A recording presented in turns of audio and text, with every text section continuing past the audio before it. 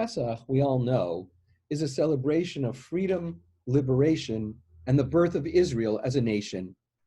For most of us, the concept of freedom has never been more palpable than it is today, as we feel deeply the limitations on our movement, even as we recognize their necessity for both ourselves and our society's well-being, even as we recognize that our restrictions are not meant as aggressive tools by hateful oppressors seeking to control or exploit the lives of others.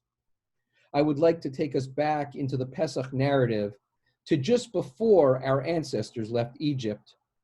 Prior to the hurried moment of departure in the middle of the night, the Israelites found themselves locked up in their homes, fearful and uncertain as the angel of death swept through Egypt. Despite having taken the prescribed precautions, the Israelites must have been tremendously agitated, eating the first Pesach meal with sandals laced, travel cloaks cinched, and walking sticks in hand, attempting to be ready for what came next. As that night of watchfulness receded in the face of a bright dawn in the wilderness, the Israelites began their journey to the promised land. As the Torah's narrative unfolds, we learn that the travels of the Israelites were often fraught with perils that tested their resolve and their confidence. While some faltered, the nation would continue its trek through the wilderness, confident that it would someday reach its desired destination.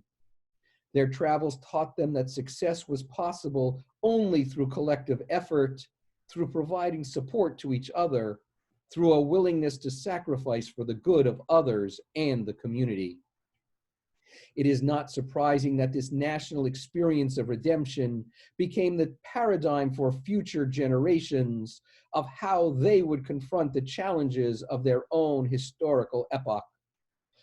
The Passover paradigm serves Jews as the bedrock of our belief that we as a people will overcome all challenges to survive, thrive, and continue our journey into a better and nobler world, a land of promise for all of God's creation.